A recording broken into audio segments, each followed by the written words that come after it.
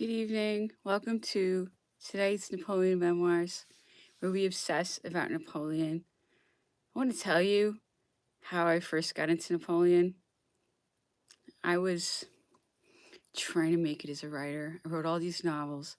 Every time I tried to get an agent, the answer was, how can we sell you? Right? Because I'm a nobody. It had nothing to do with my work. Anyway, so like a fool, I thought I should improve my writing. Of course, that had nothing to do with it. So I went to the library and I was studying Shakespeare. I was trying to become a better writer. This is in my early 20s. And I was moody and sulky. And I was just hanging out in this beautiful library in Southampton. And one day there was this book over my head. I think I was just hiding in the library. And pulled this book off the shelf. And the back cover was called Napoleon and Josephine. The book was, and it said that it was a love letter from Napoleon to Josephine. And it said, not a day has gone by without my loving you, not a night without holding you in my arms. I curse the call to glory and ambition, which wrenched me from the soul of my life. And I was like, well, that's as good as anything Shakespeare wrote. That's Napoleon, really. So that's how it all started. All right, let's get into the memoirs of, it has to be Marshal Ney to poison him, and yet this is a very well-written book, and he was not viewed as the poisoner of Napoleon during his life. He was viewed as one of the very faithful people who followed him to his exile. But he had Napoleon's will switched right before he died in his favor. And he's laughing to his wife about it in his letters, that he cut Bertrand out. Bertrand really loved him. So there's a lot going on here, but this guy could keep up an act. And that's a great handler. You know, they can keep that act going every moment of their lives, because a handler is someone who is pretending their whole lives. They will even be married to someone and pretend that they're in a marriage. Yeah, that's how handlers work. So this shows you how deep it goes. Okay. Let's see, 128. This occurrence gave an opportunity to the officers of the Northumberland of vaunting their skill. And I am not sure that there was not a little sarcasm directed against our Navy in the great care which they took to recount to us the 1,001 examples of perils from which their skill or their valor had preserved them.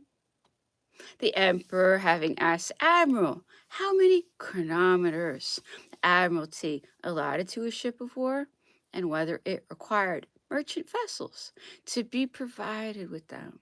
The conversation took another turn and led the Emperor to speak of his efforts to supply France with a navy suitable to the importance of its commercial relations. Unfortunately, said he, I found nobody who understood me. During the expedition to Egypt, I had cast my eyes on Decree. His intelligence pleased me. I reckoned upon him for understanding and executing my projects with regard to the Navy. I was mistaken. His passion was to form a police and to find out by means of the smugglers every web which your ministers or the intriguers of Hartwell were weaving against me. And then he always proceeded on a system of coterie, the Navy of Brest against that of Toulon. No enlarged ideas, always a spirit of locality and of insignificant detail. Paralyzing my views, I was obliged to give myself great trouble in order to send a small squadron of frigates to drive your commerce from India and from the Antilles. Old routine always obtained the upper hand. I should have done you a great deal of mischief had I been obeyed, but I was too much taken up with land affairs to be able to think of the Navy otherwise than by fits. What I have done will be known if ever my correspondence with Decree is published. The Navy of Louis XVI was no longer in existence when I took the government into my hands. The Republic possessed only 4 vessels of the line. The taking of Toulon, the Battle of the River Jeunesse in 1793, of Rochefort in 1791, and finally the Battle of Aboukir had given the death blow to the Navy. Well, nothing withstanding the disaster of Trafalgar, which I owe solely to the disobedience of Admiral Villeneuve. I left France 100 vessels of the line, 80,000 sailors and soldiers, and all this in a reign of 10 years. And whilst I had to struggle against a coalition of the great powers of Europe, I ceded to England the scepter of the seas, but I required that she should respect the French flag on the sea. As Emperor of Austria and of Russia had learned from me to respect it on land, the Treaty of Paris had destroyed all that I did for the Navy. Centuries will perhaps elapse before my work is recommenced. Your power on sea no longer experiences any control. And if it is true that Louis XVIII said he owed his crown to the Prince Regent, the latter might say with as much truth, I owe the empire of the seas to the Count d'Artois, who at the instigation of Talleyrand signed without any necessity the sacrifice of the finest squadrons France ever had. In short, the Treaty of Paris is such a betrayal of the French interest that Louis XVIII executed it as a thing done, but never ratified it with his signature. Oh, so much here, huh? Oh my goodness. Anyway, it's all about the planes now, okay? It's all about controlling the air. It's all about controlling trafficking. It's right. Trafficking's out of control. It's all being done through the air, okay? It's all about controlling the planes. So much of this is about controlling who flies. Used to be the seas. Now it's the air. There's got to be a way. This is our world. Everybody knows I'm right. There's a way. There is a way. Takes think about it. Think about it. There's a way. There's always a way. All right. Okay, so we're gonna go into let's in Italian. I always wanted to learn Italian. I think it's a beautiful language. When I was younger, I used to study music, and everything was in Italian. So I always wanted to learn Italian. So beautiful. Language and music. Anyway, so let's try to learn Italian together. Hopefully. We'll try our best. Oh my goodness. I'm out of control already. Can't help it. Cannot help it. I'm so infuriated. I can't help it. All right. There we go. Let's do this. L'imperatore.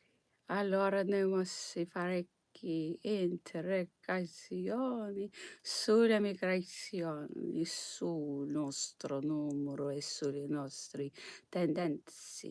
Io gli raccontavo così curiosi dei nostri principi, dal duca di Brunswick, dal re di Prussia. Lo facevano ridere soli e ragionevolezzi delle nostre pretensioni, sulle fiducie dei nostri risultati, sul disordine dei nostri mezzi, sulla pochezza e incapacità dei nostri correi. Gli uomini, dicevo io, non erano veramente allora ciò che si mostrarono da poi. Per buona sorte quelli che avevamo i soli primi a combattere non erano a noi in forze molto superiori. Credevamo soprattutto e lo ripetevamo sempre. Ed io poi credevo fermamente che l'immensa maggioranza delle nazioni francesi fosse per noi. Avrebbero dovuto scanarmi, poiché allora quando i nostri corpi pervennero fino a Verdun e più oltre, non uno solo si ricongiunse a noi, anzitutto fuggivano al nostro appresario. Tuttavia io perderei a lungo ancora in tali credenze ed anche dopo il mio ritorno dall'Inghilterra. Tanto eravamo noi chinevoli alle illusioni, in grazie della assurdità, onde ci nutrivamo a vicenda. Dicevamo a noi stessi, il governo non riposare che in un pugno d'uomini, non rari che per la forza ed esseri in odio e in orrori alla nazione ed era chi lo credeva fermamente. Sono intimamente persuaso che fra quelli che oggi lo ripetono alle Camere ne vi sia qualcuno di buona fede. Tanto riconosco lo spirito, le idee e le espressioni di Koblenz. Ma quando vi siete dunque disillusi, chiedeva l'imperatore, assai tardi, o sir, anche quando mi sottomisi, quando venni alla corte di vostra maestà, io v'ero condotto più dall'ammirazione e dall'affetto che dalla convinzione della forza vostra e della vostra durata. Allora che però mi trovai a Consiglio di Stato, vendendo la libertà onde si votavano i decreti più decisivi e neppure un dubbio esisteva sulle più lievi opposizioni né regnari a me d'intorno che convinzioni e persuasioni perfette. Parvemi allora che la condizione delle cose e il poter vostro guardansero con tale una rapidità onde non sapeva rendere a me stesso ragioni, a forza di cercare fra me di indovinare la cosa, feci una grande ed importante scoperta, e di che tutto questo esisteva nel fatto già dal buon tempo, ma non lo aveva né saputo né voluto scorgere. Mi era tenuto nascosto sotto la stagio per la tema che la luce giungesse a me. In quell'istante mi trovavo come lanciato nel mezzo del suo pieno splendore ed ero interamente abbagliato. E allora cadero tutti i miei pregiudizi e la venda dei miei fu tolta dagli occhi. So they're talking about the Council of State. Something that's very interesting about Napoleon is that he, the one thing we always hear about him is how he was a dictator, right? And how terrible it is to be a dictator.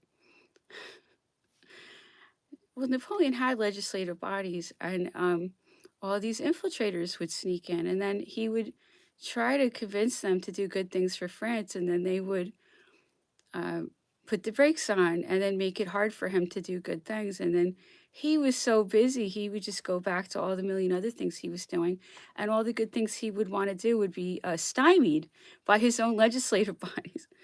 And he just didn't have the time to fight all of these infiltrators and plants that would find their way in there. And he just did not have the time to stay on top of all of these traitors that were always just seeping in. So the crazy part is it would have been better without them.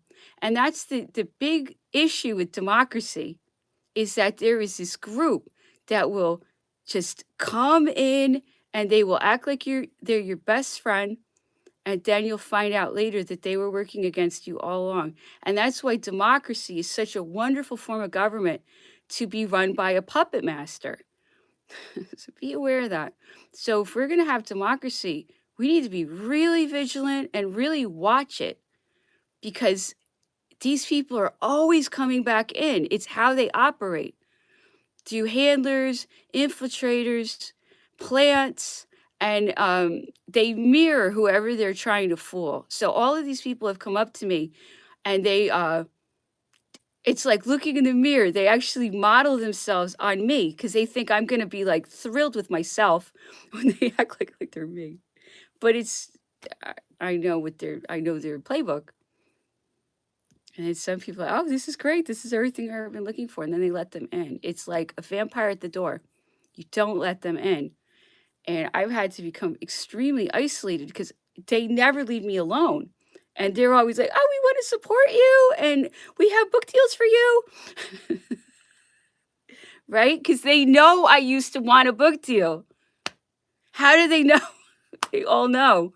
And then they, like, offer me book deals, like, "We're gonna give you book deals." Who told them that I used to want a book deal? I wanna know that. Okay, I know you guys are listening. Okay, I know you guys do your research. It's ridiculous. You guys pants are way down. And they've been way down for since 2018, 4 years of pants being down, and they know it. They know it. They say, like, "Our pants aren't down." They're totally down. Oh my goodness, so down. 4 years of it too. And then they keep launching their new thing, even though their pants are still down. Don't get me started on any of this. Anyway, I could shut those rants down just like I could. Okay, poor Lavalette, still in prison, awaiting his execution because he knows all their secrets. And the thing that I will say about Lavalette, he still didn't tell his secrets. After they tried to kill him and he escaped, he could have told other secrets. If I were him, I would have told all their secrets. I would have never done anything. But he still kept his secrets. That's how much integrity he had. So I could only dream of being as good as Lavalette. But we love Lavalette. He is a bastion of humanity. So please listen to the memoirs in English. If you there's a link on my blog, and this whole part I'm crying. I think I cry less because quite I don't quite feel the full impact. It's just in English, it's just ripping me up. But oh, I know what's going on in French. It's terrible. This for Lavalette, we should stand up for ourselves. For his memory. I mean, Lavalette is with Napoleon. We love Napoleon, but Lavalette was even purer than Napoleon. That's the crazy part. Napoleon was the greatest man ever, but Lavalette he was pure. He had a good heart. Napoleon had a good heart too. I mean, Napoleon's like a little more of a rogue, and Lavalette's like a paladin. But Napoleon's a paladin too. Anyway, Lavalette was the greatest, and we love him, and we always want to respect and honor Lavalette in particular, but not at the expense of Napoleon. Napoleon's always the top for us. Anyway, we love Lavalette too. All right, let's get going. Lavalette in French. C'est dans cet intervalle que le maréchal Ney fut jugé. Même avant son procès, les moyens de surveillance avaient été multipliés autour de lui. Jour et nuit, 3 sentinelles étaient placées sous sa fenêtre, c'est-à-dire devant la mienne. Un gendarme, un garde national et cheval, est un grenadier de l'ancienne garde, ou plutôt un garde-corps déguisé, car on ne sait pas se fier aux troupes de l'ancienne armée. J'acquis bientôt la conviction de ce déguisement par une de nos parentes, Mademoiselle Dubourg, qui avait obtenu la permission de me voir. Elle avait reconnu en entrant un de ses coussins qui montait la garde, faire de l'habit d'un ancien grenadier à cheval tous les soirs. On venait chercher le maréchal en voiture, puis la conduire au Luxembourg, et on les ramenait à la conciergerie le lendemain matin, le 7 décembre. Il ne rentrait pas. J'interrogeais les guichetiers qui se trouvaient là, enfin, les posant des questions. J'ai appris que le maréchal venait d'être exécuté. Est-ce à la grève sous l'échafaud? Non, me dit-il fuselé. Il est bien heureux, m'écriai-je avec un mouvement du choix. Et le pauvre homme, qui ne comprenait pas que j'étais devenu fou. All right, so I keep talking. This outrages me. Everything in this book outrages me. Lava always gets to me. So, I keep telling you about Marshal Ney, who he went through everything with Napoleon. I don't know why he didn't even like Napoleon, but for some reason Napoleon liked Ney. Ney was happy to turn on Napoleon. Terrible, but it's true. And his wife was like Hortense's best friend from childhood. So for some reason, Ney turned against Napoleon. We really don't know why. And their, Napoleon's stepdaughter and Ney's wife were like great friends from their childhood. Really, almost like sisters. So it's bizarre. Anyway, so he tried to capture Napoleon, and the troops mutinied under Ney, and they executed Ney for this. And Ney was one of the great heroes of France. It's crazy. So if being loyal to Napoleon was a crime, he wasn't even loyal to Napoleon. So this is insane. These people are insane. Okay? They take control of a country from you know where. Okay? And then they have their puppets installed in countries like France. Okay? And they're puppets. And it's a foreign occupation as of, I'm talking about 1815. Okay? France is no longer France in 1815. It is English gold puppet land. Yeah, that's right. That's what it is since 1815. Has it ever gone back? Maybe under Napoleon III, but still he had to deal with English gold, if you know what I mean. Anyway, so now they're going to kill Ney, and Ney's prison cell is right by Lavalette's, and Lavalette's watching all of the guards they're putting around Ney. And, there's spies. There's a whole freaking parade around Ney because this whole thing is a big show. There's no reason to kill Ney at all. It's complete terrorism. And finally, they go and they kill Ney. And Lavalette's so fixated on this execution guillotine thing. So he says, how did they kill him? And he said, oh, they shot him. He said, oh my goodness, lucky man. I'm so glad they shot him. That's so wonderful. He's so lucky he got shot. That is so much better than getting guillotined, because he was obsessed with it. And then the guy who told him thought Lavalette had gone insane. All Lavalette wishes for is to be shot at this point, okay? We shouldn't have to live like this. Lavalette was one of the best people on probably the planet at that time, okay? And he has to wish to be shot. And that's why I do this, okay? We're in a worse situation now. All right. So that was French. Lavalette. I can't even deal with Lavalette. I can't even read letter by him. Always affects me. Lavalette's a good man. And I will say this. I do remember Lavalette. I do have a past life memory. I do remember him. He was a beautiful man. I mean, he wasn't a beautiful man, but he was a beautiful man. He was not handsome, but he was a wonderful man. He was a good man. And Napoleon adored him, and he was loyal to Napoleon. And he's one of the few people who would tell Napoleon the truth, because Napoleon was surrounded by infiltrators. And Napoleon was such a nice person that he didn't assume that everybody was lying to him all the time. Oh, but they did, and they knew how to play him. They knew how to flatter him. They knew how to seduce him. And Napoleon was a really sad person. And it's terrible. He had weaknesses, and these agent people understood how to play him. It's terrible. But Lavalette knew everything. Anyway, so this is a very wise memoir. If you want to pay attention to one memoir, this is the one. Hortense and Marshal. Those are the three. They're the truth. Those three are the truth. Everything else I would compare against those three. All right, so now we're going to get into Spanish. I'm a ranting fool tonight. I can't stop. I can't stop. But now it's time for Spanish. And this is the last days. And I do feel I was a Napoleon stepdaughter, and I do remember this. And she always felt she had to protect her sons. for Napoleon's best interest, because Napoleon always wanted his legacy and his dynasty to continue. And she knew that basically her sons were not safe near Napoleon, because she knew that all the worst people on the planet were after him and that they wanted to kill her sons. So she had to separate herself from Napoleon to protect his legacy. And she did everything to keep her sons alive. And still they got one of them, okay? And still they killed one of them, okay? They were out to kill any males in this family.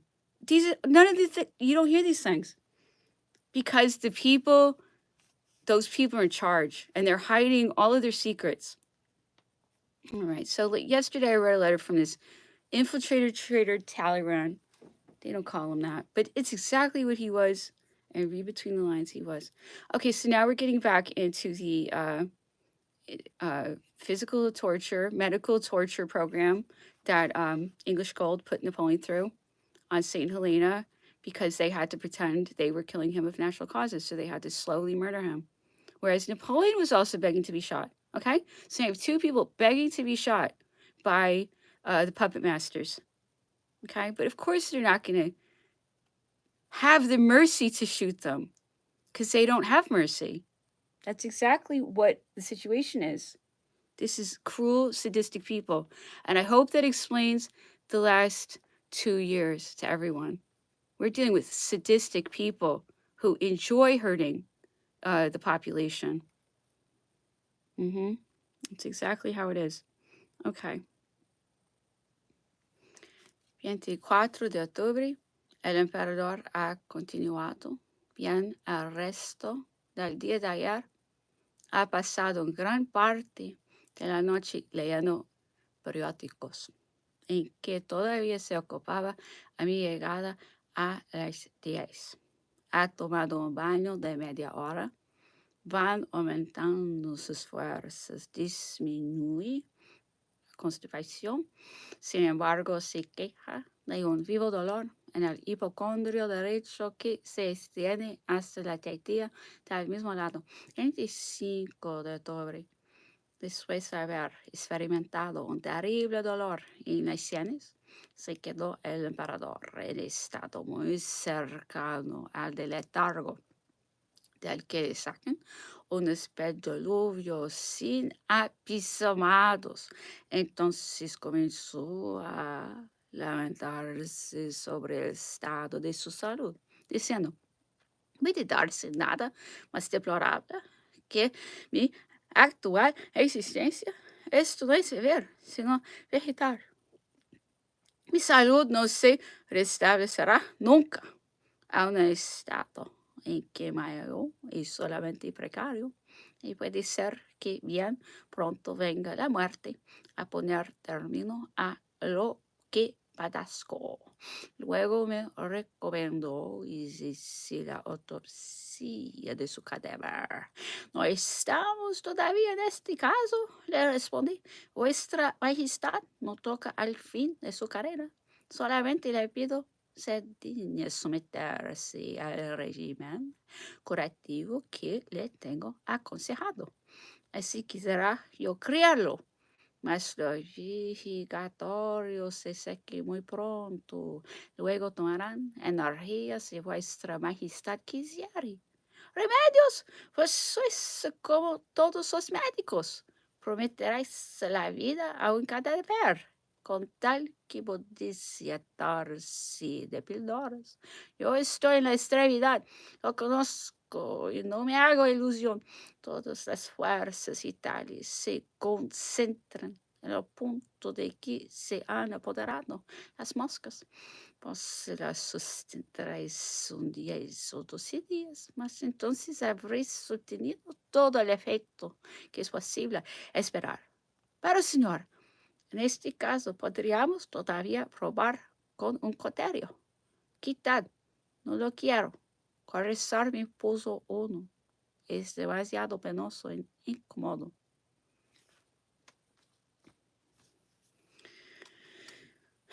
Anyway, so Napoleon's digestive system is being slowly destroyed by a slow poisoning method with arsenic. We've learned this from what's been found in Napoleon's hair.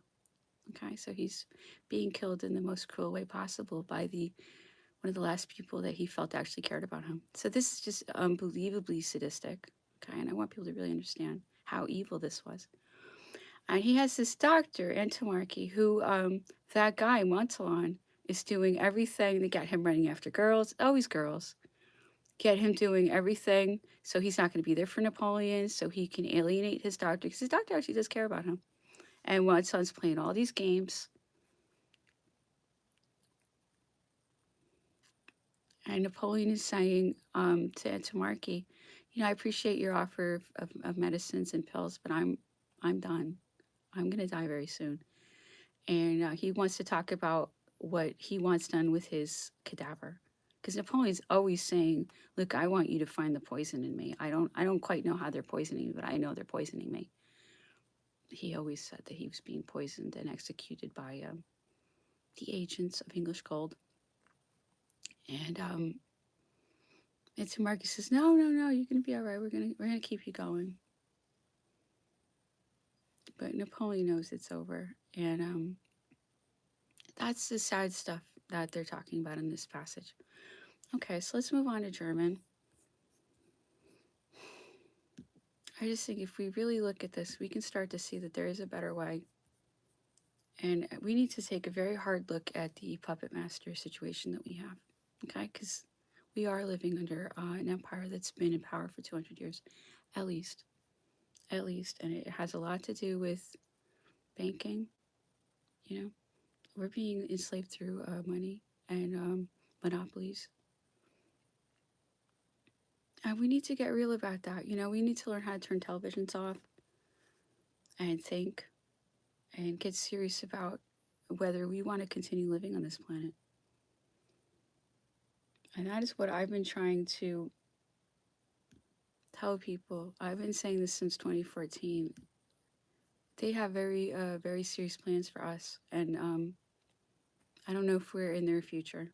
I don't think I think they consider us a huge threat to their wonderful little paradise they've created themselves. Where they have their own planes and they have all their mansions and they have all their servants and everything's just wonderful for them. And all of us miserable people are a huge threat to them.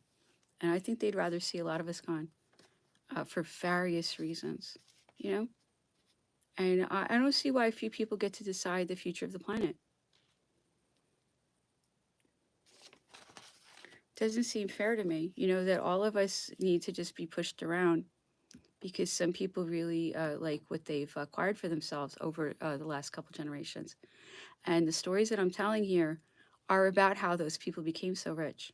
Okay, it's generation after generation, and they've found out how to take care of themselves at our expense.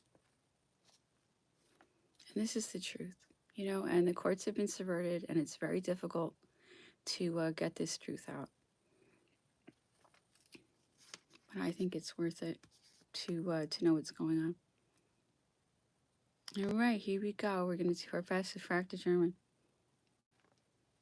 Indessen war einer meiner ersten Sorgen bei Ergreifung des Staatsruders meine Blicke auf einen Punkt von so hoher Wichtigkeit zu lenken.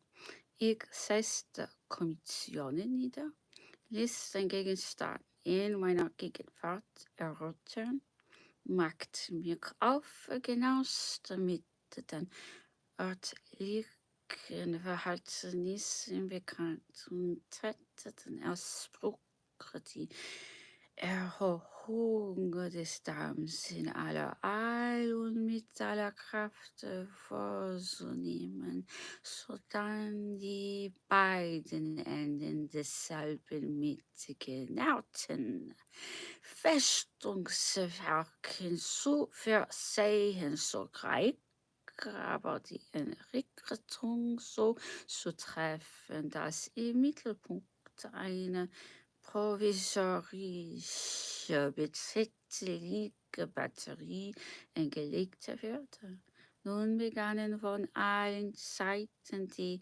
Schwierigkeiten, die Einwürfe, die besonderen Ansichten, die Eigenliebe der Privatsmeinungen. Dies konnte bestimmt nicht sein, behaupteten mir. Ich bestand bestimmt darauf, nahm keine Rücksicht, blieb bei meinen Willen und es würde ausgeführt. In weniger als 2 Jahren sah man gleichsam wieder sauber eine Wehrinsel auftauchen, worauf eine Batterie mit schweren Kalibern angebracht wurde. Bis zu diesem Augenblick hatten die Engländer so zu arbeiten kam, mehr als mitleidige Kälte. Sie hätten, so sagten sie, Kriege von Anfang geurteilt, dass sie ohne Erfolg sein würden. Sie hätten geahnt, dass die Kegel zugrunde gehen, die kleinen Steine dann fallen geröcken werden. Und was Blicke hätten sie dabei auf uns geringe Ausdauer und Flatterhaftigkeit gerechnet. Hier erhielt nun die Sache eine ganz andere Gestalt, auch machten sie anstatt uns dabei stören zu wollen.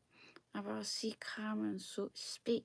Ich hatte bereits meine Maßregeln ergriffen, die festliche Einfahrt verdrückt, die Gewalt der Umstände aus erste Breite geworden und die beiden Außersten Festung verkauft, wovon jedes seine eigene Einfahrt verteidigt, kreuzten ihre Feuer nicht mehr, sodass die Folge daraus entstehen konnte, dass ein Feind Türke die festliche Türkefährte eindringen, selbst innerhalb des Dams Anker werfen und auf diese Art das Unglück von Abukir von neuem darstellen mochte.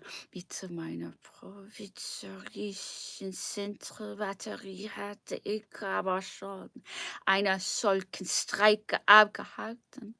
Da ich indessen für das Bleibende bin, so ließ ich innerhalb des Dams ein seiner Meter und Astuce für denselben ein ungeheures elliptisches Wollwerk erregte, dem selbst wieder der Darm als Umbuhlung diente, das die Zentralbatterie beherrschte und das in 2 kasmatierten Bomben besten Stutzwerken 50 Feuerschlunge von schweren Kaliber mit 20 weite schießenden Waffen sowie die nötigen Kasernen, Pulvermagasinen einzufernen, enthielt ich genosse die Freude, diese schöne Werke wollende zurückgelassen